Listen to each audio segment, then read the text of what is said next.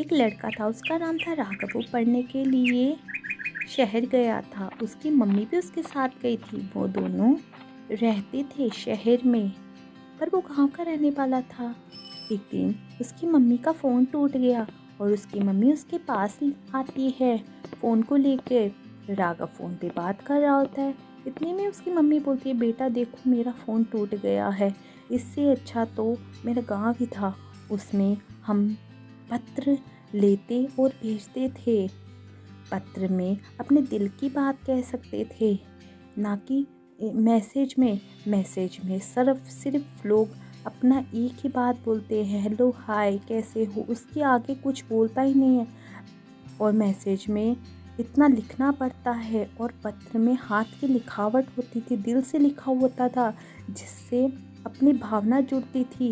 इतने में राघव बोलता है, मम्मी ऐसा कोई बात नहीं, मैं आपको नया फ़ोन ला के दूँगा। नहीं बेटा, मुझे नया फ़ोन नहीं चाहिए, मुझे इसी मोबाइल को ठीक करा लो। कुछ ही दिन बाद मैं गांव चली जाऊंगी, उधर किसी की ज़रूरत नहीं पड़ेगी मुझे मोबाइल की। बेटा मोबाइल पहले नहीं थे तो आदमी नहीं जीते थे क्या? पर मुझे भी पता ये आधुनिक युग है, पर हमें इसे यूज़ कम करना चाहिए। दिल से जुड़ा हुआ रिश्ता मैसेज पे नहीं होता, मैसेज पे डिपेंड नहीं होता। इतने में राघव पूरी बात सुनता है और बोलता है, माँ आप सच बोल रही हो, अब से मैं आपको और पिताजी को मैसेज करूँगा तो बड़ा मैसेज करूँगा, दिल से मैसेज करूँगा। और मैं आज पार्टी में जा रहा हूँ, मेरे दोस्त ने बुलाया है मुझे, आज बहुत बड़ी पार्टी है, हम पार्टी में जाएंगे और रात को लेट आएंगे। इतने में राघव अपनी माँ से बोलकर पार्टी के लिए तैयार हो जाता है और चले जाता है पार्टी के लिए। उसकी माँ सोचती है, आजकल के युग में ये बच्चे पार्टी वगैरह पे कितना ध्यान देते हैं, भगवान को पूछते ही नहीं हैं। इतने में राघव पार्टी में जाता है और अचानक उसके पेट में दर्द होने लग जाता है, क्योंकि उसने बहुत ज़्यादा अनहाइजीनिक बर्गर पिज़्ज़ा खा लिया होता है। पर उसका कोई दोस्त नहीं आता। वो सोचता है, मेरे बचपन का दोस्त होता तो मेरी मदद करता, वो मुझे हॉस्पिटल लेके जाता। इतनी देर में एक व्यक्ति आता है और पूछता है, राघव उसे पूरी हालत बताता है और वो व्यक्ति राघव की मम्मी को फ़ोन करता है। उसकी मम्मी तो पहले फ़ोन नहीं उठाती, बाद में कई देर बाद राघव की मम्मी फ़ोन उठाती है और बोलती है, हेलो कौन बोल रहा है? एक व्यक्ति उसकी पूरी बात बताता है कि आपका बेटा बीमार हो गया। तो राघव की मम्मी घबरा जाती है और बोलती है, मुझे यहाँ का कुछ पता नहीं है शहर का, मेरे बेटे को अस्पताल ले जाओ, मैं इस एड्रेस पे बोलती हूँ, छोड़ भी जाना कृपया करके, आप मेरी मदद करेंगे तो बहुत अच्छा होगा। वो टेंशन में हो जाती है। वो व्यक्ति राघव को लेके अस्पताल चल जाता है और कुछ ही देर बाद उसे दिखाकर और उस घर छोड़ने जाने लग जाता है। तो उसकी राघव की मम्मी उसको भी, उस व्यक्ति को भी बिठा लेती है और बोलती है, बेटा आधुनिक युग में ये सब लोग पार्टी वूटी करते हैं, पर ये भूल जाते हैं कि जो वो खा रहे हैं वो कैसी बनी हुई है, कहाँ से बनी हुई है, क्या क्या चीज़ें हैं इसमें, कितने गंदे हाथ होंगे और कितनी अनहाइजीनिक है वो। हमारा पेट बढ़ाती है, हमारी सेहत अच्छी नहीं करती, वो हमारी सेहत बिगाड़ती है। पहले के लोग रोटी सब्जी खाते थे, घर की बनी हुई रोटी सब्जी से वो उनकी सेहत हमेशा बनी रहती थी, ना ही पेट दर्द ना ही कोई बीमारी। आजकल के युग में छोटे छोटे बच्चों की सेहत खराब हो रही है, वो पहले से भी बड़ी उम्र के लगने लग जाते हैं। होती उनकी छोटी उम्र है पर लगते वो बड़ी उम्र के हैं, क्योंकि वो बाहर का फास्ट फूड खाते हैं। तो जितना हो सके फास्ट फूड से दूर रहना चाहिए। जब भी मन करे तो घर में बना के खा लो, रोटी सब्जी या फास्ट फूड घर का। इतने में वो व्यक्ति वहाँ से जाने लगता है। पूरी बात सुनकर इतने में राघव की मम्मी बोलती है, बेटा जो मैं आज कह रही हूँ तुम्हें आज बुरा लगेगा, पर ये बात कड़वी सच्चाई है कि बाहर की चीज़ें हमें आकर्षित करती है खाने के लिए, पर वो अच्छी नहीं होती, वो बहुत बेकार होती है। वो एक बार तो अच्छी लगती है पर शरीर के लिए बहुत बुरी होती है। ठीक है माँ, आगे से मेरा मन किया तो मैं घर की बनी हुई रोटी सब्जी और घर का बना हुआ पिज़्ज़ा बर्गर ही खाऊंगा, जो घर का ही बना होगा, उसमें सब्जियां होगी, प्रोटीन होगा। इतने में थोड़े दिन बाद राघव अपने गांव में पहुंचता है। गांव में वैसे का वैसे ही होता है, वही सादगी, वही अपनापन। राघव देखता है गांव में व्यक्ति योगा कर रहे हैं, पंछी अपने घर की ओर बढ़ रहे हैं, कोई पंछी घूम रहा है, नदियाँ साफ सुथरी है। जैसे ही राघव अपनी माँ के साथ घर की ओर बढ़ता है तो देखता है एक व्यक्ति हाथ सेक रहा होता है। वो वैसे ही होता है जैसे पहले था, वैसा ही गांव, साफ सुथरा गांव, वही सादगी भरा। इतने में उसके पिताजी देख लेते हैं और बोलते हैं, बेटा, तुम अब तो रुकोगे ना हमारे साथ? हमें तुम्हारी बहुत याद आती है। मेरा एक एक पल भी मुश्किल से कटता है तुम्हारे बिना। अब मैं चाहता हूँ तुम हमारे साथ ही रहो। यहाँ क्यों नहीं रहते?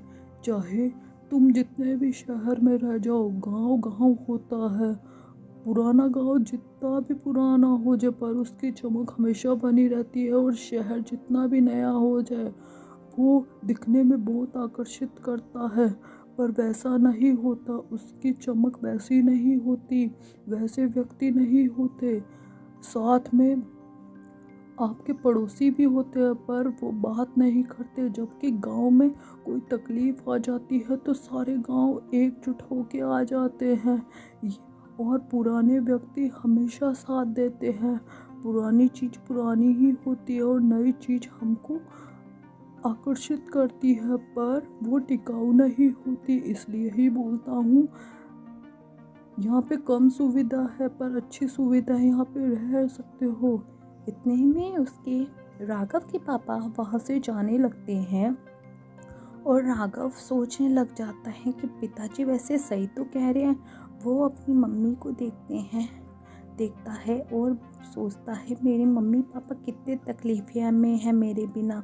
मैं शहर में रह के भी अकेला हूँ, क्योंकि उधर कोई मदद नहीं करता। इतने बड़े बड़े घरों में ऐसा लगता है कोई रहता ही नहीं है। इतने में राघव की मम्मी बोलती है, बेटा तुम अपने पिता की बातों पर ध्यान देना, वो कुछ सोच समझ के ही बोल के गए होंगे। मैं सब्जी लेने जा रही हूँ, मुझे लेट हो जाएगी, तुम घर की ओर बढ़ना। राघव की मम्मी चली जाती है वहाँ से। इतने में राघव सोचने लग जाता है। इतने में उसका बचपन का दोस्त आ जाता है। बचपन का दोस्त राघव को देखता है तो वो भागे भागे आता है और उससे बोलता है राघव का दोस्त उसे देख लेता है, राघव को बोलता है, दोस्त, अरे दोस्त तुम। दोनों एक दूसरे को देखते हैं। राघव का दोस्त बोलता है, दोस्त अब तो तुम मुझे छोड़ के नहीं जाओगे ना, मुझे तुम्हारी बहुत याद आती है, तुम मेरे बचपन के दोस्त हो। अब ऐसे दोस्त कहाँ, एक दोस्त, पुराना दोस्त सबसे बढ़िया होता है।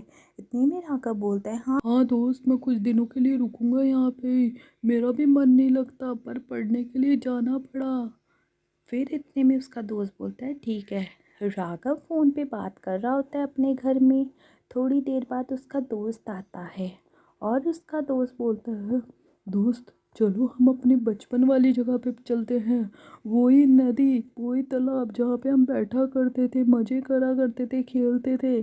राघव को अपने बचपन की सारी यादें आ जाती है। जब वो नदी में गिरने वाला था तो उसके इसी दोस्त ने बचाया था। और वो वही बात बताता है शहर के बाद, जब उसके पेट में दर्द हो गया था तो उसको किसी ने नहीं बचाया था, तभी उसको इसी दोस्त की याद आई थी, तुम्हारी याद आई थी। राघव पूरी बात बताता है। इतने में उसका दोस्त बोलता है, दोस्त मैं तुम्हें एक बात बताना चाहता हूँ। राघव का दोस्त बोलता है, दोस्त चाहे नए जितने भी दोस्त मिल जाए, पर पुराना एक दोस्त ही सब पे भारी होता है। वो हर मुश्किल में तुम्हारी सहायता करता है, हर परिस्थिति में। पर उसके लिए तुम्हें उसे आजमाने की ज़रूरत नहीं है, वो तुम्हारे पल पल हर संकट में सहायता करता है। इतने में आगे जैसे ही बढ़ रहा होता है राघव उसका दोस्त, तो उसको बचपन की वही मुर्गी दिखती है। जो उसके साथ रहती थी, और राघव को बोलती है, तुम मुझे भूल गई दोस्त। मुर्गी बोलती है, तुम मुझे भूल गए, मैं तुम्हारे साथ रहती थी और उठाती भी मैं ही थी तुम्हें। हम मुझे लगता है तुम मुझे भूल गए। इतने में राघव बोलता है, नहीं, मैं नहीं भूला। तुम्हें कैसे भूल सकता हूँ, तुम तो मेरे बचपन की साथी थी। तुम मुझे ही तो उठाती थी, सुबह सुबह तुम ही तो मुझे उठाती थी, चलो मेरे साथ। राघव उसको कंधे पे बिठा के अपने पास ले जाता है, अपने घर ले जाता है। जैसे ही राघव अपने घर पहुंचता है, देखता है सब लोग, बहुत लोग घर के अंदर बैठे होते हैं, सब लोग खा रहे होते, गांव के कुछ लोग भी बैठे होते हैं, और उसकी माँ सबको खाना दे रही होती है। इतने में राघव बोलता है, मम्मी ये क्या है, गांव वाले भी हमारे घर आ गए, पड़ोसी भी हमारे घर आ गए, ऐसा कैसा हो सकता है? शहर में तो कोई नहीं आता शहर में। राघव अपनी माँ को बोलता है। इतने में उसकी माँ बोलती है, बेटा जब तू नहीं था ना, तब तेरे पिता बीमार हो गए थे, तो इन लोगों ने ही हमारी सहायता की थी, ना कि तू आया था। तूने तो फ़ोन पे पूछ लिया, पर इन्होंने ही हमारी मदद की थी। पल भर में, पल पल में ये हमारे सहायता देते हैं, तो हम इनका क्यों नहीं है मदद करें। अगले दिन राघव की मम्मी किचन में खाना पका रही होती है। इतने में राघव आता है और बोलता है, मम्मी आपने इतना धुआं और इतनी आग कैसे कर रखी, उसे खांसी आने लग जाती है। और बोलता है, मम्मी आजकल आधुनिक ज़माना है, गैस का ज़माना है, आप यही इसी गोबर के उपलों से और लकड़ियों से, चूल्हे से रोटी बना रही हो, मुझे खांसी आ रही है, इसको बंद करो, मैं नई गैस ला के दूँगा आपको। इतने में राघव की मम्मी पूरी बात सुन रही होती है और उसके पास आती है और बोलती है, बेटा मुझे तुम्हारी बातों पे हंसी आ रही है। आज के ज़माने के बच्चे आधुनिक चीज़ों के पीछे ऐसे भाग रहे हैं जैसे क्या हो गया। पहले के लोग इसी गैस चूल्हे पे खाना बनाते थे और अपने जीवन को सादगी से जीते थे, और आजकल के लोग ये नए नए तरीके की इंडक्शन वगैरह वाली चीज़ों के पीछे भागते हैं, जिससे उनका पेट खराब होता है, उनका शरीर खराब होता है। वो टिकाऊ चीज़ों पे जीते हैं, हम तो इसी चीज़ों पे जिएंगे सादगी वाली चीज़ों पे। राघव सोचने लग जाता है। थोड़ी देर बाद वो बाहर आता है और देखता है उसकी मम्मी अपनी दोस्त के साथ बातें कर रही है। राघव अपने पापा को ढूंढ रहा होता है, उसके पिताजी कहीं नहीं मिलते। इतने में राघव बोलता है, मम्मी पिताजी कहाँ हैं, शाम भी होने को आई, थोड़े दिन बाद रात हो जाएगी, तो कहाँ है पिताजी।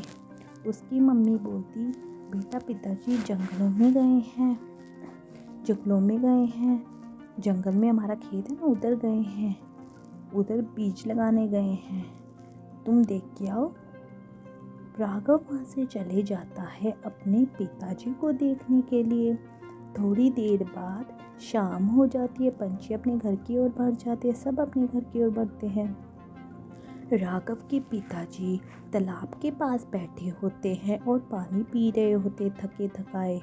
इतने में राघव बोलता है, पिताजी मैं आपको कितनी देर से ढूंढ रहा था, आप मिले नहीं, यहाँ बैठे हुए हो, मुझे पहले ही बता देते, हमें बता देते, हम तकलीफ़ तो नहीं पाते। मैं थक गया हूँ, मैं बैठ जाता हूँ।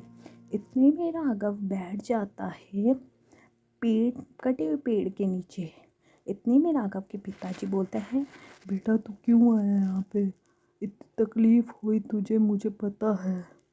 इतने में राघव बोलता है, पिताजी तकलीफ़ की बात नहीं है, आप ये गंदा पानी क्यों पी रहे थे, इसमें कितनी गंदी चीज़ें होती है, बैक्टीरिया होते हैं, कितने गंदे गंदे कीड़े हो सकते हैं, आप मुझे बता देते तो मैं आपके लिए बोतल में पानी ले आता, मिनरल वाटर ले आता। इतने में उसके पिताजी बोलते हैं, बेटा तुम तो एकदम ही अलग हो, तुम इतना खो गए हो आधुनिक चीज़ों में, तुम अपनी पुरानी चीज़ों को ही भूल गए हो। आजकल के लोग एक छोटी सी बोतल में पानी पीते हैं, उस बोतल में कब की बनी होती है बोतल, और कितनी कीमती होती है, कितनी महंगी होती है, तुम्हें क्या पता।